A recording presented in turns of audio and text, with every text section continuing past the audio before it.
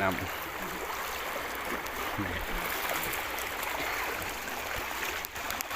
ย่างขำทางเด้อนี่เด้อย่างเบิ่งน้ำเด้อสำรวจเบิ่งน้ำก่อนไอ้น้ำถ่วงเมืองวิละ ไปบ่ได้เลยเด้อจักบ่ฮู้ว่าจักชั่วโมงนี่เนาะมันอยู่ทางเส้นทางนี่นี่